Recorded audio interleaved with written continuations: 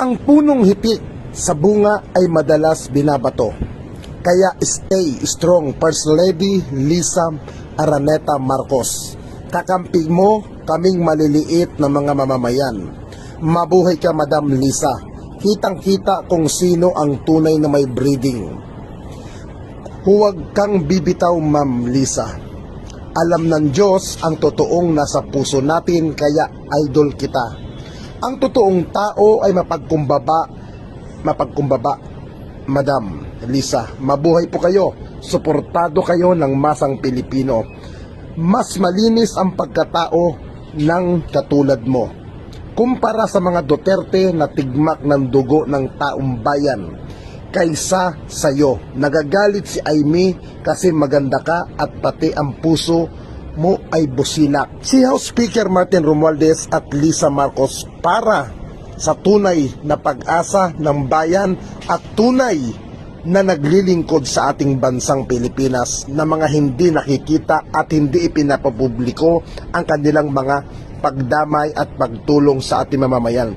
Ang mga sinasabi natin ay nagpapakilala sa ating tunay na pagkatao, kaya kung puro mura na nasa bibig natin, malamang basura din ang pagkatao mo.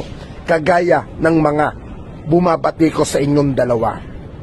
Hindi masisira ng kahit na anong fake news ang pangalan Marcos. Mabuhay si First Lady Lisa Araneta Marcos at si Pangulong BBBM. Mabuhay House Speaker Martin Romualdez sa tunay na pagsisilbi sa taong bayan. Huwag niyong pansinin ang mga pangit na paninira sa inyo, Madam, at sa iyo, House Speaker Romualdez. Bagkos ituloy mo ang pagdamay at pagkalinga sa ating bayan.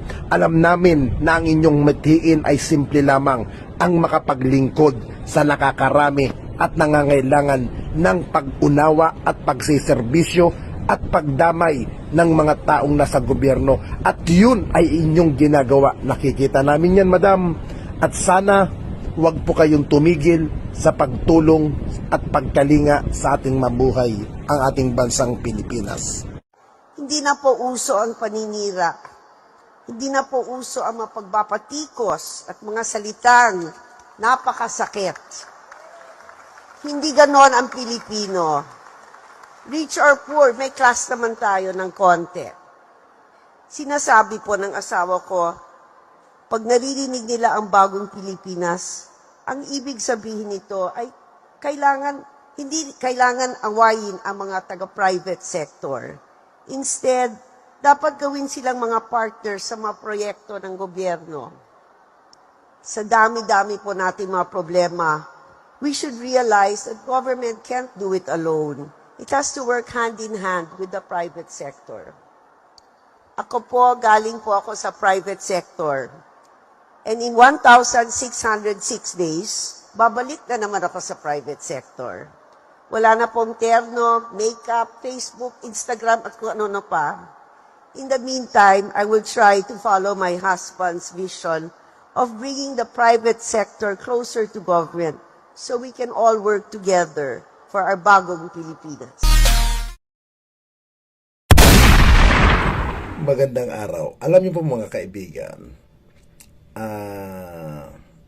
ito magugulat tayo sa ikikwento ko. Oo. Ito ikikwento ko, hindi ko ididetalye. Hindi ko i-mention ang pangalan ng taong ito. Oo. Dahil ito ay pribadong buhay nila. Pribadong buhay. Pero, kung kayo'y matalinong tao, magugulat kayo. Oo, magugulat kayo. Itong babaeng itong tinutukoy ko, na sinasabi kong pribado ang buhay, may asawa na ito at may mga anak na. Simulan muna natin dun sa asawa niyang lalaki. Nako, maloloka. I remember, meron akong isang kaibigan na pumanaw na. Itong kaibigan ko itong pumanaw na, one time na ikwento niya rin to, na nagkaroon ng problema itong kaibigan niya na kaibigan din namin. Oo. Alam niyo kung anong ano? Itong lalaki nakabuntis. Nakabuntis. Natural babae ang nabuntis niya. At yung nabuntis niya, kilala din sa showbiz. Kung hindi ako nagkakamali, itong babaeng nabuntis niya at yung bata something 5 taon nata o mag-aapat na taon or magli5 taon na ang bata. Ngayon, nalaman ito ng babae na asawa ng lalaki. Nagkaroon na ng lamat ang kanilang samahan. Nagkaroon na ng hindi maganda na pagsasama. Nakakaloka. Nakakaloka. Nakipagrelasyon din yung babae. At take note, nakipagrelasyon yung babae sa isang basketballista. Gwapo, maganda ang ngipin nun lalaki. At take note, hindi siya PBA, but basketballista. Alam niyo, pinakapaborito kong liga sa mga nagbabasketball? Player. Maraming gwapo dyan. Maraming gwapo dyan player na gwapo, in fairness. Kaya, take note, maliban sa maraming gwapo dyan, napakaswerte nung guy. Napakaswerte. Alam nyo ba kung anong mga regalo binigyan ng gasoline station? Oo, binigyan ng gasoline station yung player ng basketball. Hindi ko muna hindi ko sino siya. Pero kilala nyo ito. At alam ko, kalat na ito sa sirkulasyon sa government. Itong babaeng tinutukoy ko. Alam na ito. At ito ay naikwento rin sa akin nung isang kaibigan kong bakla nung time siya ay nabubuhay pa. At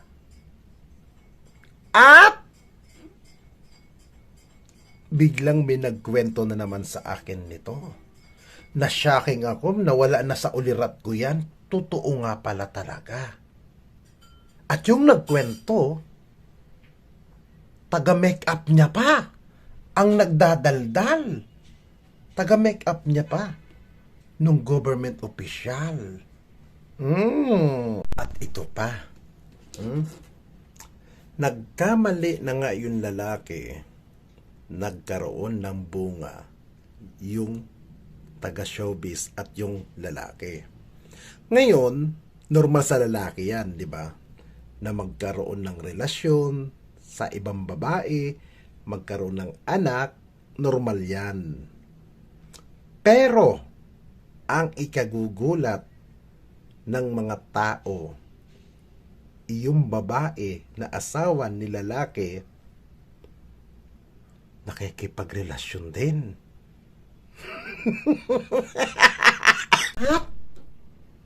Ito pa ha. Balik tayo sa lalaki, sa asawa ng babae na government official. Alam nyo ba, meron isang kasubdivision nila na may kasambahay. Kasambahay na nabuntis din.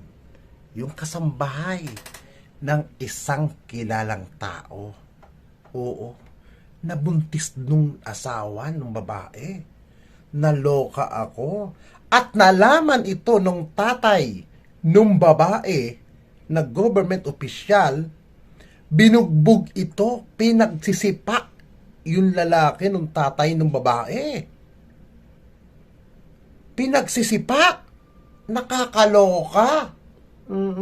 Makainom muna ako ng salabat. Ang sarap. 'Di ba?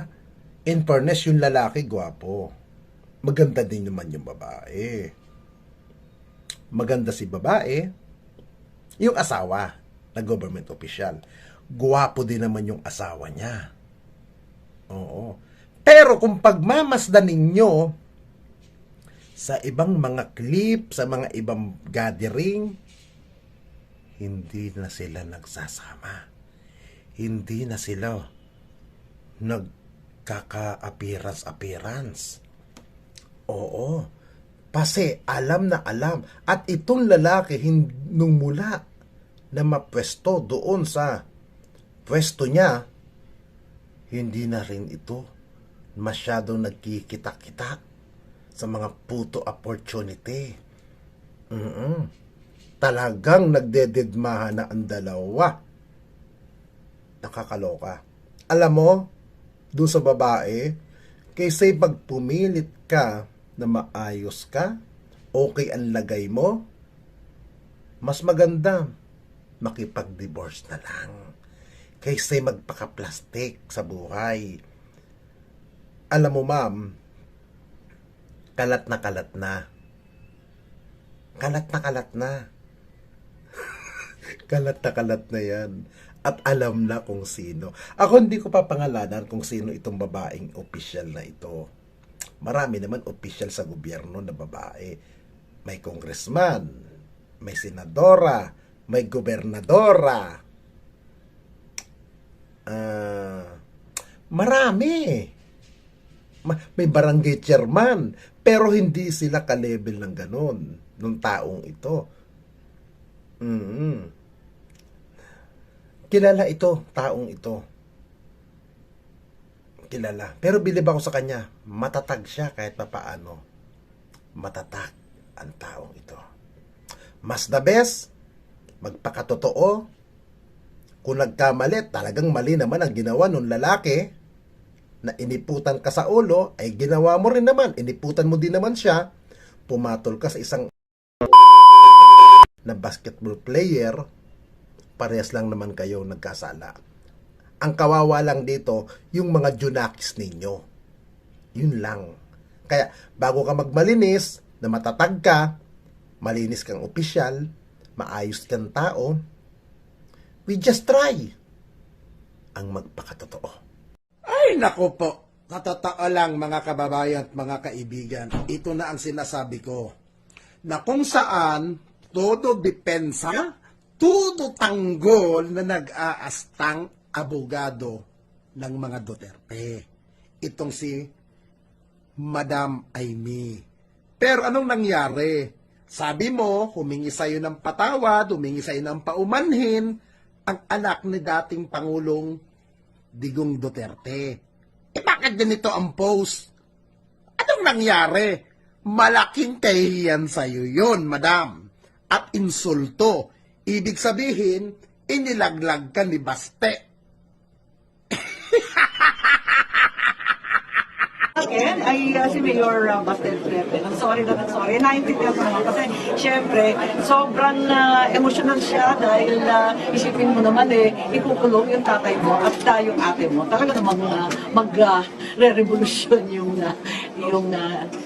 damdam.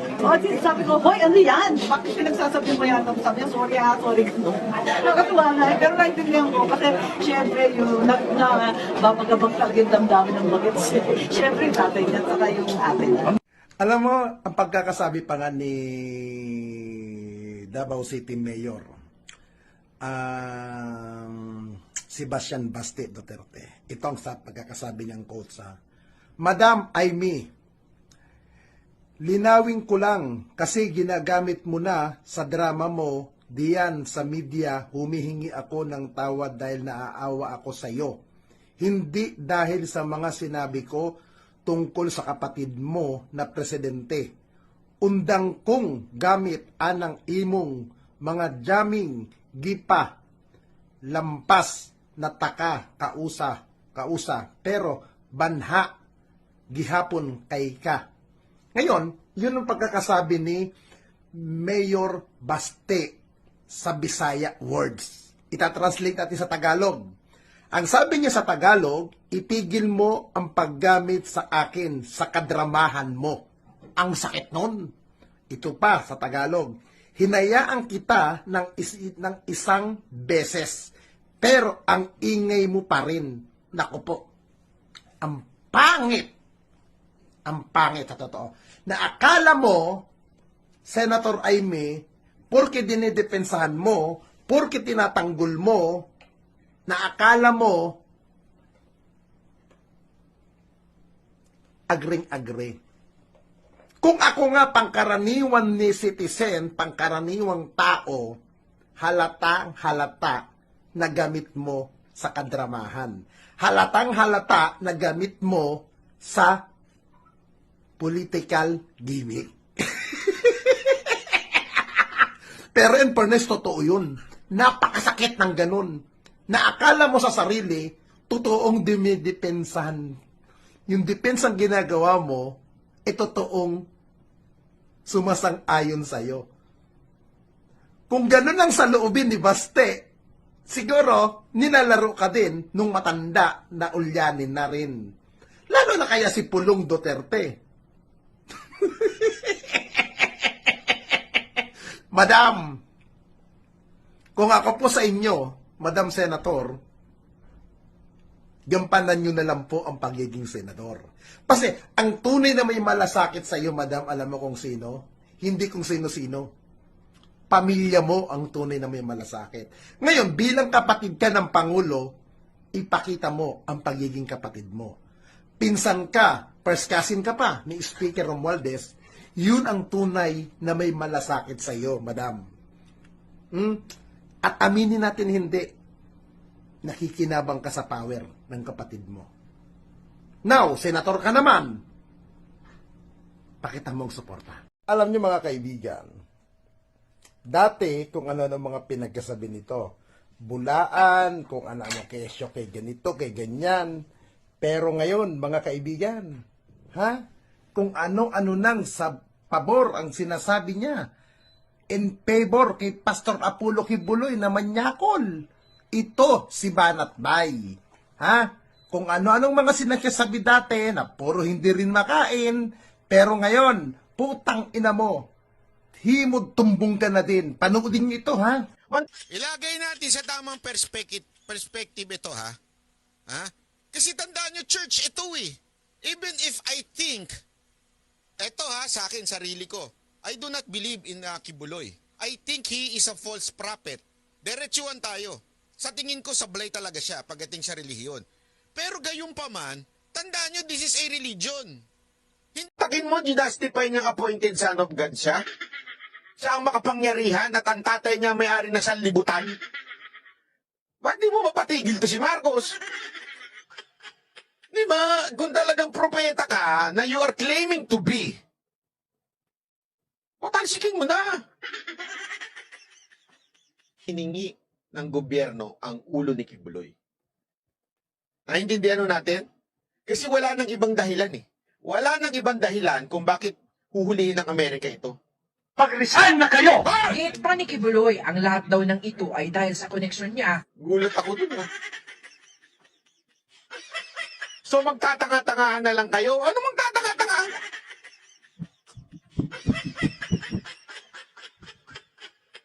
Kaya nga doon tayo sa tunay na issue. Ayoko na! Kami ka! Mag-resign na kayo! Giit pa ni Kibuloy, ang lahat daw ng ito ay dahil sa koneksyon niya. Gulat ako dun So kaya lang, baka naman mamaya hamon ka ng hamon sa husgado tapos pag nag-issue ng warrant yung husgado, di ka naman sumipot. Sumipot ka kasi hinamon mo sila sa husgado dalhin. Diba? Few moments later. Gusto nyo sumipot, lalong-lalo na yung mga vlogger dyan na, may warrant na, nagtatago na si Kibuloy. Gonggong! Yung warrant niya galing sa Senat. Inihain ng Davao City Prosecutor's Office ang kaso sa main office ng DOJ. Na yan ang gusto ni Pastor Kibuloy. Mapunta na sa husgado. Kasi yan dati na-dismiss na yan. Binuhay lang ng DOJ yan. Alam mo naman si Remulla. Alam mo sa totoo lang, dapat si Remulla ang tawaging appointed. Bakit? Kaya niyang bumuhay ng mga patay. Patay na kaso, ayan, binuhay niya. So dapat ang tawaging appointed. Dito naman sa Congress, ang pautot nila, SMNI issue, franchise, at ang tinatarget, si Kibuloy. Ang problema, hindi naman si Kibuloy na ang pinuno ng kingdom. In papers, iba na ang senior pastor. Yan yung bagay na hindi maintindihan ng iba.